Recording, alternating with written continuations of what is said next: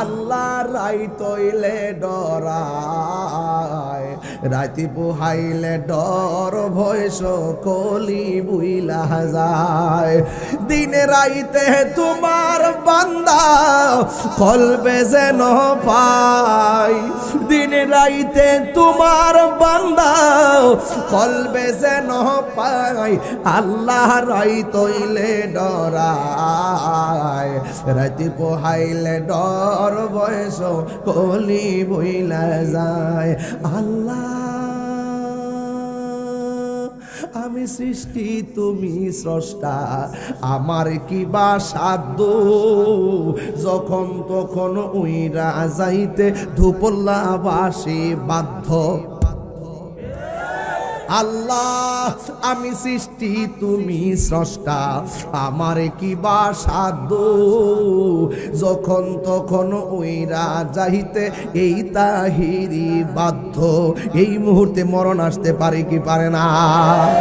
সব ক্ষমতার প্রতিপাদ্য হর হামেশা গায় আল্লাহ, সব ক্ষমতার প্রতিপাদ্য হর হামেশা গায়। আল্লাহ রাইত হইলে ডরায়, রাইতি পোহাইলে ডর বয়স কলি বুইলা যায়। আল্লাহ রাইত হইলে ডরায়, রাইতি পোহাইলে ডর বয়স কলি বুইলা যায়। এই মুহূর্তে যদি কাউরে কয় তোমার বাপের ভাঙ্গা কবরে রাত্রে শুইয়া থাকো, সন্তান বলবে আমার ডর করে। কবরে কে যায় না রে, গুরুস্থানে কেউ যায় না, ডর করে ডর করে। আপনি ডর করে ডর করে, কয় কেন? কয় জানি না। তাইলে একটা বার চিন্তা করো তুমি কেমনে জনম জনম ওই ঘরে থাকবা, একা একা ঘরে থাকবা।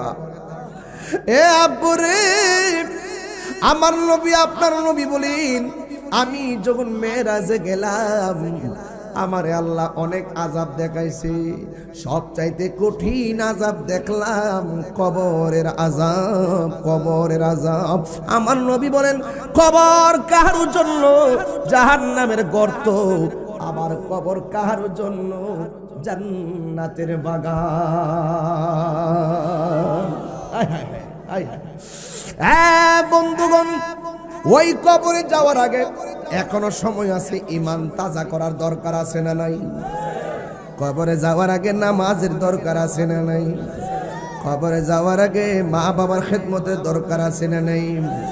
মরার পরে কিছু নাই, মরার পরে শুধুমাত্র আমল নামা। কথা কোন ঠিক কিনা? আল্লাহর হাবিব সাল্লাল্লাহু তাআলা আলাইহি ওয়াসাল্লাম বলেন কবর হলো আখিরাতের প্রথম মঞ্জিল। জোরে কোন কিসের মঞ্জিল? এই যে পোলাপাড়াগুলোর ভিতরে যে একটা জজবা এসে গেছে, এটা আল্লাহর রহমত আছে দীক্ষা হয়েছে। কথা ঠিক না বেড়ে? এগুলো জাতির শ্রেষ্ঠ সন্তান, যারা দাঁড়ায়া বৈশা গাছতলা মাছতলা কাদার মধ্যে দাঁড়ায়া কোরআন সুন্নাহর আলোচনা শুনে মরণের কথা শুন না, তাদের চেহারাগুলো একদম মলিন হয়ে গেছে। আমি তো অডিয়েন্স বুঝি রে ভাই।